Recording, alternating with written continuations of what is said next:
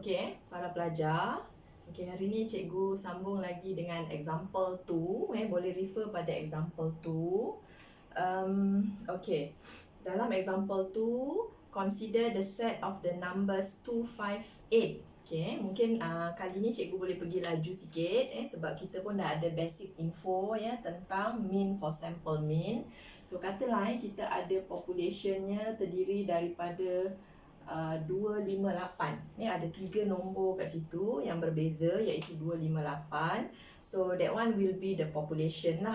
And then find the mean and variance. Okey, dalam soalan ni dia tak bagi terus dia punya mean dengan variance. Jadi kamu kena carilah macam biasa cari the mean and variance for the population. Okey, so dalam case ini kita boleh terus cari mu mu iaitu mean untuk population, kita boleh gunakan summation x bahagi n. Macam biasalah. Okay, so 2 tambah 5 tambah 8 then divided by 3. Okay, so kita dapatlah nilai mu dekat situ. Mean populationnya adalah 5. Alright. And then kita boleh cari juga sigma squared. Sigma squared, you all ingat lagi tak formula untuk sigma squared? Kita ada formulanya summation x squared bahagi dengan n tolak dengan summation x bahagi n kuasa 2. Okay, jadi maksudnya kita akan kuasa 2kan semua data-data ini. Okay, 5 kuasa 2 tambah 8 kuasa 2 dan kita divided by 3. Okay, and then tolak dengan tadi kita dah ada ni kan. Okay, 5 kuasa 2. Okay, so hasil dekat situ adalah 6. Hasilnya adalah 6. Jadi sekarang kita ada mean populationnya adalah 5. So mu-nya sama dengan 5. While the sigma squared, variance untuk population ini ialah 6. Okay.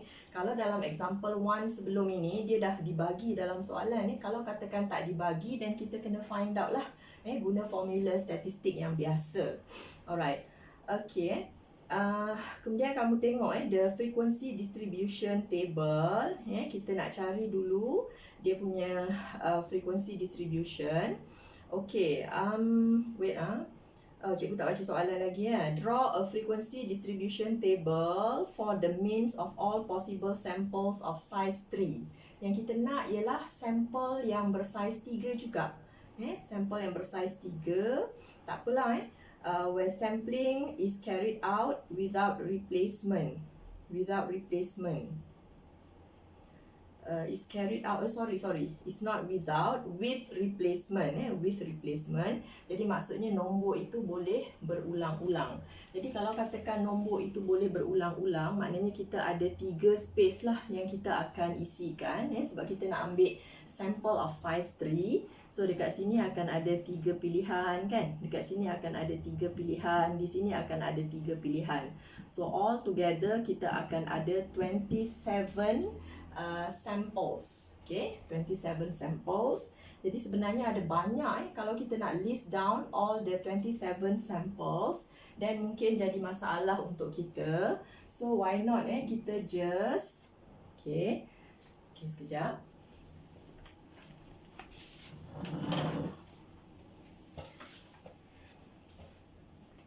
Okey, sekarang kita buat beginilah Kamu tengok table yang cikgu bagi tu. Kemudian ada numbers in sample kan? Okey, numbers in sample. Okey, numbers in sample, and then kita ada sample mean-nya denoted by x bar. Okey, denoted by x bar, and then we have the frequency. Kita ada dia punya frequency dekat sinilah. Okey, frequency. Alright. Jadi apa yang kita boleh pertimbangkan di kat sini ialah kita akan gunakan katakan 3 nombor yang sama berulang. Okey, case-nya adalah 2 2 2. Ini satu kemungkinan, satu sampel, ataupun 5 5 5 sebab dia boleh berulang ni. Okey, ataupun kita ada 8 8 8. Ini kalau 3 nombor berulang. Okay. Kalau katakan kita consider, kalau kes yang 2 nombor berulang, okay, kita ada apa? 225, 228, kan? Okay, jadi kita consider 225, and then kita ada juga 228. 8. Okay. Kemudian kita ada 2, 5, 5. Tadi 2 yang berulang, sekarang 5 yang berulang 2 kali. Ataupun kita ada 2, 8, 8. 2, 8, 8. And then what else? Kita ada 5, 8, 8. Okay, 5, 8, 8. And then also kalau 8 start 5, 5. 8, 5, 5. Okay. So ini adalah dua nombor yang berulang, kes yang dua nombor berulang. Okay, and then rasanya dah tak ada lagi 225, 228, 255, and then 288, 588, 855. Alright. And then ada juga kalau yang nombor tak ada yang berulang, iaitu 258. Okay. Actually kat sini memang tak cukup 27 lagi kan, sebab nanti kita akan kira frekuensi dia lah dekat sini. Okey, sekarang kerja kamu ialah kamu akan kira dia punya sample mean. So sekarang kita akan ada sampel-sampel ini. Jadi dalam kes ini maknanya 2 tambah 2 tambah 2 kita bahagi 3. So the sample mean is 2 lah dalam kes ini. Kemudian yang ini macam biasa, sini 5, sini 8, and then kita tambah 2 tambah 2 tambah 5, and then divided by 3. So kat sini kita dapat 3. Sini 12 bagi 4, so 12 bagi 3, so kita dapat 4. Kat sini pun kita dapat 4 juga. Kemudian kat sini ialah 8, 8, 16, 18 bahagi 3, so kita dapat 6. Okay. Jadi yang kat sini dapat 7, sini 6. Okay, finally is 5. Okay, tapi sampel ini dia ada bilangannya lah maksudnya. Kalau kes yang nombor 2 tu berulang 3 kali, dia ada satu sampel sajalah. Kita tak boleh pusing-pusing macam mana lah, dia nampak sama saja kan, 2, 2, 2. So sini frekuensinya satu sahaja, yang ini pun frekuensi satu sahaja. Tapi kalau macam ini, untuk sampel yang terdiri daripada 225, boleh jadi kita ada 225 ataupun 252 ataupun 522. Maknanya dalam kes yang ini sahaja kita akan ada actually 3 different samples, tapi dengan dia punya X bar yang sama, sample mean dia sama. Maksudnya sampel 1 225. Boleh jadi ada lagi satu sampel iaitu 252 dan ada satu lagi ialah 522. Kesemuanya mempunyai sample mean dia bernilai 3. Okay, jadi maksudnya dekat sini kita akan ada 3 sampel lah, 3 sampel sebenarnya. Okay, ataupun kita boleh tulis formula ini sebenarnya samalah dengan 3 factorial, because we have 3 numbers here, but then we have 2 same numbers, bahagi dengan 2 factorial. So ini samalah dengan 3. Jadi maksudnya yang dekat sini semuanya samalah, 3 factorial bahagi dengan 2 factorial. So dari segi frekuensi kita akan ada 3 sampel di sini. Okey, 3 sampel di sini. So 3 sampel di sini, ini dan juga yang di sini. All 3 samples di sana. Okay, what about yang semua nombor berbeza ini, 258. Okay, kalau combination of these 3 numbers, then kita akan ada 258 kan?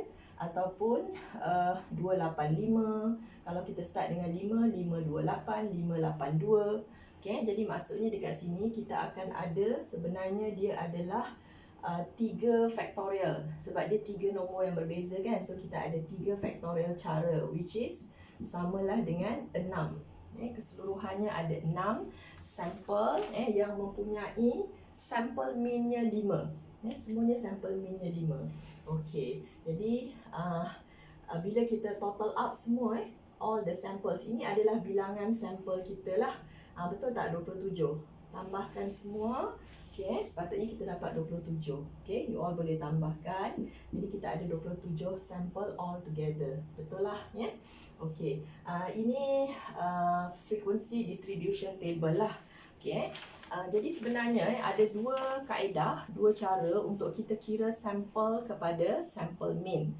Okay, satu caranya ialah kita boleh just menggunakan frequency distribution table ini. Maksudnya menggunakan jadual ini, cikgu akan kira mean of sample mean. Mean of sample mean. Mean of sample mean ini maksudnya kat sini kita nak kira E X bar lah dalam kes ini. Okay, E X bar kita boleh tambahkan semua sekali ni. Tapi sebab dia ada bilangan sampelnya banyak ini dan kita akan darabkan. Okay, maksudnya kita akan gunakan formula summation Fx bar. Okay, kemudian kita bahagi dengan summation F. Okay, sebab dia ada ulangan di sini. Alright. Okay, jadi setiap satu ni kita darab lah. Ini darab ini, tambah ini, darab ini, tambah ini, darab ini, tambah ini, darab ini, and so on. Okay, sampailah hasilnya adalah 135 divided by 27. Okay, which is equal 5. Okay, jadi kita nampak dekat sini 5 ini dia sama dengan mean untuk population, iaitu 5 juga di sana. Okay, kemudian untuk dapatkan variance untuk sample mean, cikgu guna ruangan kat sini. Okay, var variance for X bar ini, sebab data kita sekarang adalah X bar. Okay, jadi kita boleh gunakan, ingat tak formulanya? Fx, ini Fx squared ni kan? Bahagi dengan summation F. Okay, summation F. And then kita tolakkan dengan mean kita tadilah yang kita dah dapat. So kat sini terus 5 kuasa 2 lah. Cikgu ambil terus 5 kuasa 2. Okay. Jadi yang ini kamu kena kuasa 2 kan nilai X. Yang ini kuasa 2. And then darab dengan ini kuasa tambah, ini kuasa 2, darab ini, tambah ini kuasa 2, darab ini, and so on. So semua sekali nilai X ni akan dikuasa 2 kan. And then kita darabkan dia dengan dia punya F. So dekat situ kita akan dapat hasilnya adalah 729 bahagi dengan 27. Kemudian kita tolakkan dengan 5 kuasa 2. Jadi hasil dekat sini kita dapat 2. 2. Okay, 2. Jadi kalau kita compare dengan apa tu tadi? Variance population adalah 6. Okay, jadi sepatutnya kita akan dapat var X bar ni dia mestilah sigma squared bahagi N kan, sample size. Jadi betul tak? Sigma squared kita tadi ialah 6. Okay, kita bahagi dengan sample size kita adalah 3. Sample size adalah 3. Jadi betul lah. So dia adalah sama dengan 2. Jadi kita dapat lagi sekali membuktikan bahawa E X bar ni tadi mean kepada sample mean sama dengan mu, and then var X bar juga dia akan sama dengan sigma squared bahagi dengan N. Okay, so dalam example 2 ni hampir sama macam example 1. Okey, kalau katakan kamu nak menggunakan sampling distribution untuk sample mean, untuk soalan ini boleh juga. Sebenarnya boleh juga. Okey, caranya ialah kita akan buat dalam bentuk. Okey, sekejap lagi kamu compare.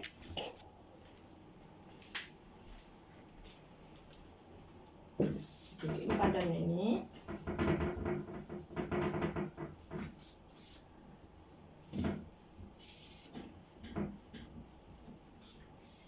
Yang ni tadi menggunakan kaedah pengiraan statistik yang biasa. Okay, tapi kalau kita nak gunakan sampling distribution, macam soalan nombor 1, kita nak buat dalam bentuk ni. Probability distribution table untuk yang ini. Okay, jadi boleh juga sebenarnya, tak ada masalah. Dekat sini adalah X bar kita. Dekat sini adalah PX bar sama dengan X bar kecil ni. Macam tak cukup ruang. Okey, jadi sekarang caranya ialah kita tengok kita punya X bar. Kita ada nilai 2, 3, 4, 5, 6, 7, 8. So ada berapa tu? Semua sekali tu ada 2, 3, 4, 5, 6, 7, 8. 1, 2, 3, 4, 5. Cukup ruang tak? 2, 3, 4, 5, 6, 7. Tambah sikit. 8. 8. Okay. So ini adalah kita punya X bar. Okay, X bar kita. Kita jangan ulang lah. Ada 2, ada 3, ada 4, ada 5, 6, 7 dan 8. Alright. So daripada situ kita tuliskan nilai kebarangkalian dia. Okay. Okey, nilai kebarangkalian. Kalau yang ini X bar sampel mean yang bernilai 2, dia ada satu je sampel. Satu sahaja sampelnya. So kita boleh tulis kalau dari segi kebarangkalian dia adalah 1/27. Alright. Kalau yang ini pula dia ada ada 2 yang bernilai 5, kan? No. This one is 1. Ini 1, tapi ini ada 6 sampel. 6 sampel yang mempunyai sampel mean dia adalah 5. Jadi dekat situ kita ada which one is 3/27. Sekejap, 1/27. Kemudian yang mempunyai sorry. Oh, 3. Minta maaf. Okey, 3. Cikgu tertengok yang 5 pula. Okey, 3 kita ada 3 sahaja. Alright, sorry. 3/27. Okey.